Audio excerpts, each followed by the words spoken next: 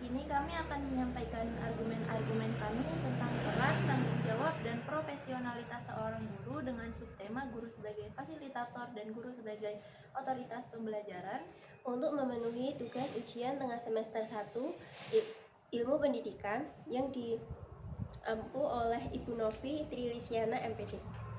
Saya Raihana Setiorini dengan NIM 240501300333 sebagai pihak yang pro terhadap guru sebagai fasilitator pendidikan. Dan saya Viva Dinastia dengan NIM 240501300032 sebagai pihak yang pro terhadap guru sebagai otoritas pembelajaran.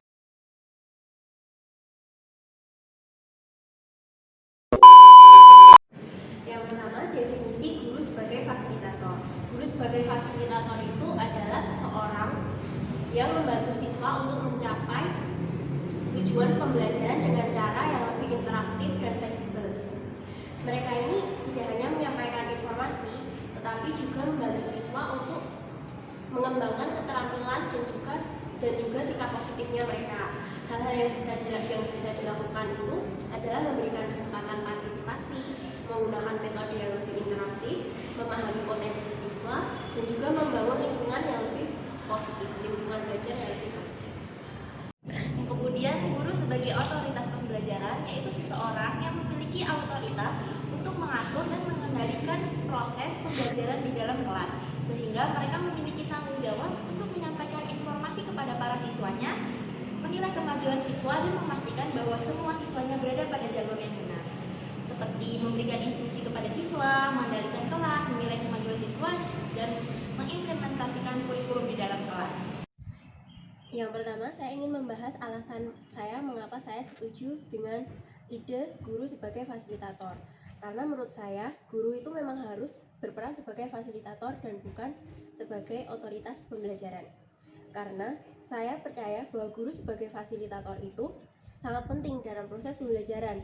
Sebagai fasilitator, guru itu seharusnya bisa menciptakan suasana belajar yang lebih mendukung siswa untuk berpartisipasi aktif dalam kegiatan pembelajaran mereka. Seperti menurut Wulandari dan Hondriani di tahun 2019. Dalam jurnal ini disebutkan bahwa guru itu harus mampu untuk memfasilitasi siswa agar melihat suatu permasalahan dari sudut yang berbeda dan mendorong mereka untuk memecahkan masalah itu secara mandiri. Hal ini tuh membantu siswa untuk mengembangkan keterampilan mereka dan sangat diperlukan di dunia yang saat ini. Namun di sini saya mau menekankan bahwa peran guru sebagai otoritas pembelajaran itu sangat-sangat penting. Sebagai otoritas, guru itu memiliki pengetahuan yang sangat luas tentang materi yang akan diajarkannya di dalam kelas. Dan mereka memiliki tanggung jawab untuk menilai kemajuan para siswanya. Menurut penelitian oleh Sabita dan kawan-kawan tahun 2021 yang saya baca, di sana dijelaskan bahwa seorang guru itu mereka harus memiliki kekuasaan untuk mengendalikan perilaku muridnya dan memastikan bahwa mereka, para siswanya, itu mengikuti aturan yang sudah ada dan berlaku. Karena bayangkan saja tanpa adanya otoritas ini, bagaimana kita bisa memastikan siswa-siswa kita mendapatkan pendidikan yang berkualitas? Walaupun begitu, kalau kita terlalu fokus dengan otoritas, kita itu malah bisa mengabaikan kebutuhan siswa untuk berpartisipasi aktif dalam pembelajaran mereka sendiri. Sebagai fasilitator, guru itu seharusnya dapat membantu siswa untuk menemukan minat dan bakatnya mereka dan potensi diri mereka sendiri, seperti yang dilakukan penelitian oleh Mateus Yurnamanto dan Rosalina Nugraheni tahun 2006. Pada penelitian ini menunjukkan bahwa penggunaan otoritas guru sebagai fasilitator dalam pembelajaran itu sangat membantu pengembangan potensi siswa. Saya setuju bahwa pengembangan potensi siswa yang telah dijelaskan oleh Hana tadi itu emang penting. Tetapi tanpa struktur yang jelas dari seorang otoritas, bisa saja siswa mungkin akan merasa bingung dan tidak terarah. Karena dalam hal ini seorang guru sebagai otoritas itu memberikan arahan ataupun panduan yang diperlukan untuk membantu para siswa mencapai tujuan belajar mereka. Dan menurut Johan tahun 1999, guru itu memiliki peran sebagai pelaku perubahan dalam pendidikan dan memiliki tanggung jawab untuk memastikan bahwa semua siswanya itu berada di jalur yang benar.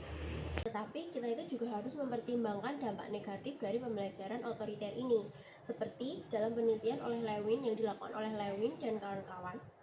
Dalam penelitian ini tuh ditemukan bahwa gaya pembelajaran otoriter malah dapat menyebabkan siswa untuk mengembangkan sikap apatis dan tidak mandiri. Jadi mereka itu menjadi tergantung pada instruksi yang diberikan guru dan tidak mampu untuk melakukan pembelajaran mereka secara mandiri atau belajar secara mandiri. Iya, itu benar, tetapi pendekatan otoriter itu tidak selalu negatif jika diterapkannya dengan bijak. Guru itu tetap dapat memberikan bimbingan sambil tetap menjaga kelas agar disiplin. Dalam banyak kasus, disiplin sangat diperlukan untuk menciptakan suasana belajar yang kondusif. Bayangkan saja, tanpa adanya disiplin ini, proses pembelajaran bisa menjadi kacau.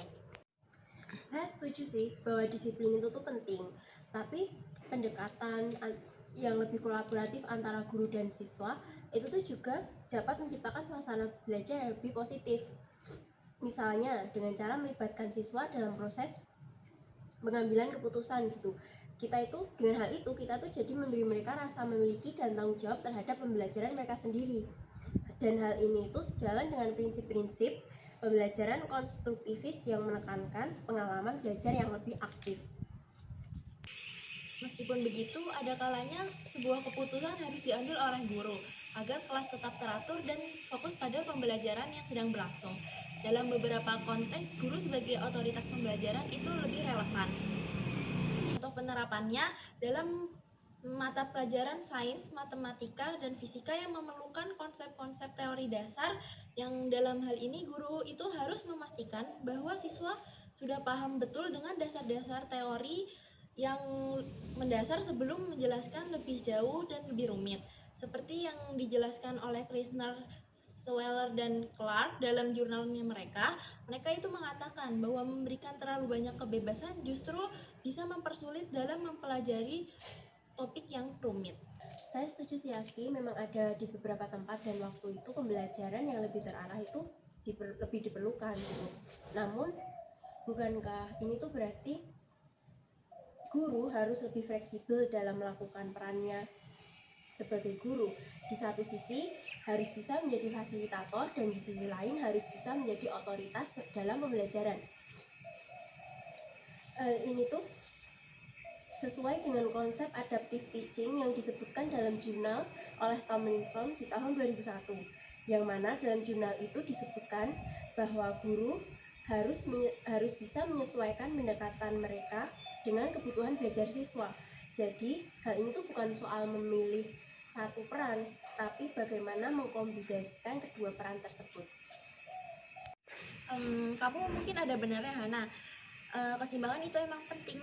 Guru perlu tahu kapan mereka harus menjadi fasilitator yang membantu siswa menemukan jalannya sendiri dan kapan guru itu harus menjadi otoritas yang memberikan panduan atau arahan yang jelas kepada siswanya. Sepertinya di sini kita sepakat bahwa tidak ada satu peran yang lebih unggul dari lainnya. Keduanya memiliki keunggulan masing-masing tergantung situasinya.